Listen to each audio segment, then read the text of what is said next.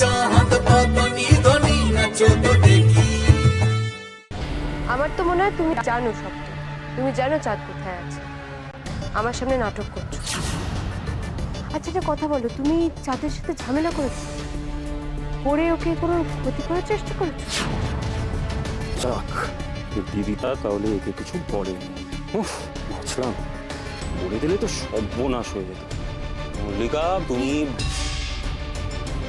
তুমি যদি কোনো ক্ষতি করার চেষ্টা করো চন্দুর, তাহলে মাথায় রেখো আমার থেকে খারাপ কিন্তু কেউ হবে না দুর্যোগ। তোমার মাথাটা পরিষ্কার করো মল্লিকা।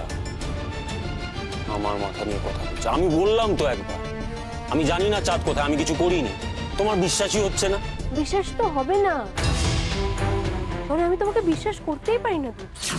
কি বলো তো, তোমাকে না আমার থেকে বেশি আর কেউ চেনে না, কেউ না। তোমার ব্যাপারটা কি বলো তো? তখন থেকে তুমি আমাকে এই চাঁদ কোথায় চাঁদ কোথায় জিজ্ঞেস করে যাচ্ছ কেন? চাঁদের ব্যাপারে তোমার এত টেনশন কেন? যদি বাড়ি নাও ফেরে তোমার তাতে কি? হ্যাঁ, কি এমন ক্ষতি হবে তোমার? যদি চাঁদ মরেও যায় তাতে তোমার এমন কি হয়ে যাবে? দুর্জয়,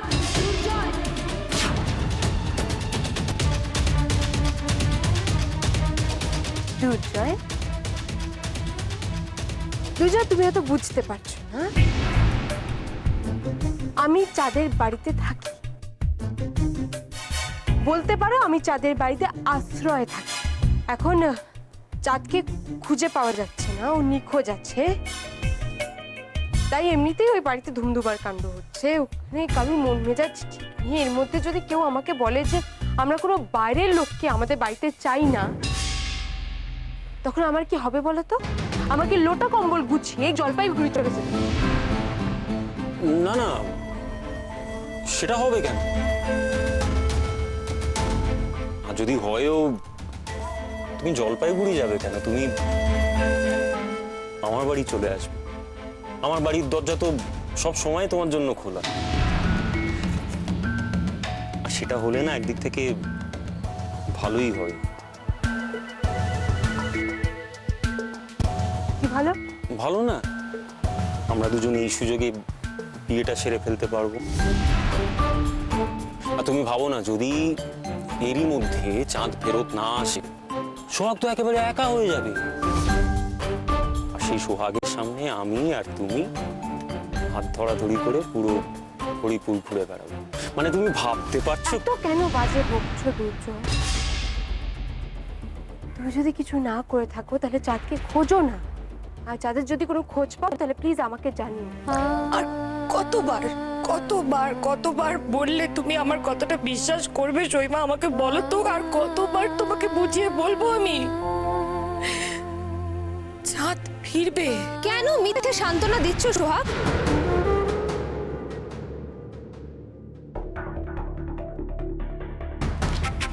একজন সন্তানহারা মাকে এইভাবে মিথ্যে সান্ত্বনা দিতে তোমার লজ্জা করছে না? না, যেখানে মা তোমাকে বিশ্বাসই করছেন না, তারপরেও তুমি এত কথা বলে যাচ্ছ, এত বড় বড় কথা। আচ্ছা, তুমি যদি মডেলিংটায় নাম না দিতে তাহলে হতো এগুলো? কিচ্ছু হতো না। আচ্ছা বড় বৌদি, তুমি মানুষ না কি গো? হ্যাঁ, ছোট বউকে পাওয়া যাচ্ছে না, আর তুমি এখানে ছোট বৌদি মানে কি করে ছোট করা যায় সেই চেষ্টা করছো? একদম না, ওই অপয়াটার হয়ে সাফাই গাইবি না তুই আমার সামনে। তুমি এখানে অপরাধীর হয়ে উকিলগিরি করতে এসছো? শোন, সবাই জানে হ্যাঁ, চাঁদের সাথে আজকে যা যা হয়েছে তার জন্য সোহাগ দায়ী, আর এটা সত্যি। আমি কোনো দোষ করিনি বৌদি।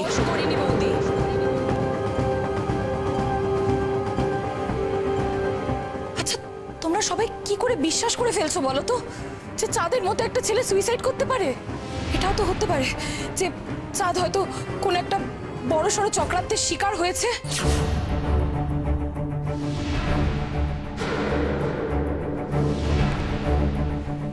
আচ্ছা বৌদি, সর্ষের মধ্যে তো ভূতও থাকতে পারে, আর হয়তো সেই ভূতই এই চক্রান্তগুলো করছে।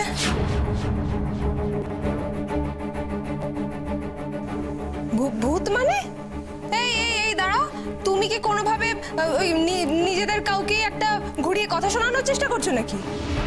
কথা শোনাচ্ছি না বৌদি, সন্দেহ করছি।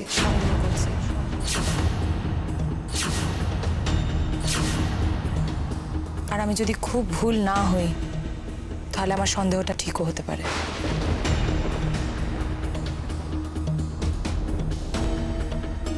মা দেখুন দেখুন দেখুন দেখুন দেখুন আপনার ছোট বৌমার, দেখুন দেখুন দেখুন আপনার ছোট বৌমার কাজ দেখুন। যেই ওর দিকে তীর এসছে অন্য দিকে ঘুরিয়ে দেওয়ার চেষ্টা করছে সঙ্গে সঙ্গে, যাতে করে নিজের গায়ের থেকে সমস্ত দোষ ঝেড়ে ফেলে দেওয়া যায়। ঝেড়ে ফেলতে চাইলেই কি আর ফেলে দেওয়া যায়? এই যে আমি তো সবটার জন্য দোষী, আমার জন্যই তো আমার ছেলেটা আজকে ঘর ছাড়া হয়েছে। তা আমি কি চাইলেই সব দোষ আমার গা থেকে ছেড়ে ফেলতে পারবো? হ্যাঁ,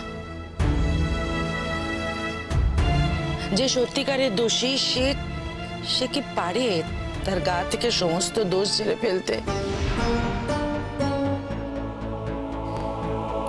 পারে না।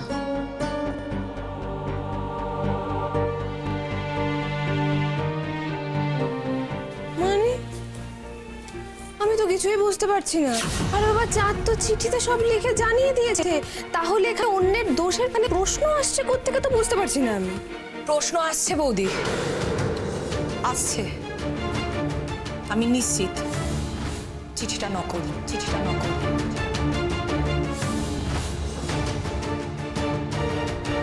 সে তোমরা মানো আর না মানো, চাঁদ ফিরে আসলেই সবটা প্রমাণ হয়ে যাবে, সবটা। সে চাঁদ ফিরলে তো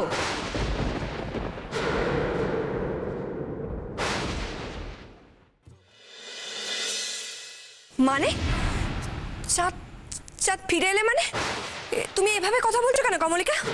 কি বলো তো সুচি, আমি আসলে বুঝতে পারছি গো, আমি সত্যিটা বুঝতে পারছি সুচি। আসলে সত্যি মানতে খুব কষ্ট হয়, তো কি করবে বলো, তাও সত্যিকে তো মেনে নিতে হবে।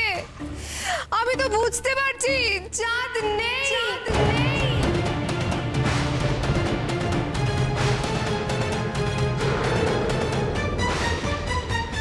চাঁদ আর নেই, নেই চাঁদ। না না না,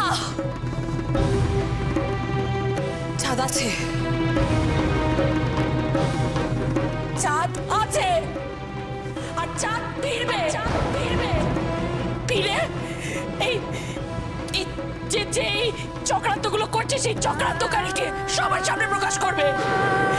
কে যুক্ত, কেন যুক্ত, তার কি উদ্দেশ্য, সব প্রকাশ হবে, সব প্রমাণ হবে। এসব যদি হয়ও সোহাগ, তুমি নিজেকে অস্বীকার করতে পারবে যে সেদিন তুমি মিথ্যে কথা বলেছিলে? কি হলো, চুপ করে আছো কেন? বলো, উত্তর দাও। অস্বীকার করতে পারবে যে তুমি মিথ্যে বলেছিলে? সবকিছুর উত্তর কি আর মুখে বলে দিতে হয় উমা? মানে তোমরা এত কিছু বোঝো উমা, আর এটুকু বুঝলে না যে সোহাগ এখন পর্যন্ত যা কিছু করেছে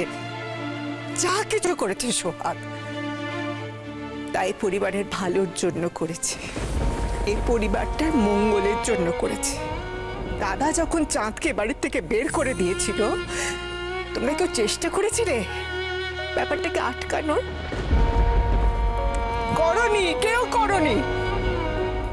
কেউ ওদের ভুল বোঝানোটাকে শোধরাবার পর্যন্ত চেষ্টা করনি। আমার মেয়েটা তো অন্তত সেটুকু চেষ্টা করেছিল গো। ও তো চেষ্টা করেছিল বাবাকে আর ছেলেটাকে কাছাকাছি আনার। তোমরা করেছিলে বলো? হ্যাঁ গো হ্যাঁ, তোমরা একদম ঠিক কথা বলছো। ফাঁকা কলসিরই আওয়াজ বেশি। এরা সবাই মিলে আমার ছোট বৌদিমণিকে কি করে ঘর থেকে বের করা যায় তার জন্য আবার উঠে পড়ে লেগেছে। এই দালাল, একদম চুপ। একটাও যদি কথা বলিস না তো ছোট বৌদিমণির হয়ে ঘাড় ধরবো, বাড়ি থেকে বের করে দেবো। তোমার ঘাট ধরে বের করার অপেক্ষায় কে আছে গো বড় বৌদি? হ্যাঁ, এ ঘরে ছোট বৌদিমণি আছে বলে আমি পড়ে আছি, নলে 1 মিনিটও থাকতেন না আমি। আমারও তাই মনে হয় বনু। বলছি, এত অপমানিত হয়ে তোর আর এই বাড়িতে থাকার কোনো দরকার নেই। চল চল, তুই আমাদের সাথে ও বাড়ি চল। চল, দেখ যে দোষটা তুই করিসনি সেই দোষের ভাগী হতে এত কষ্ট কেন পেতে যাবি বল?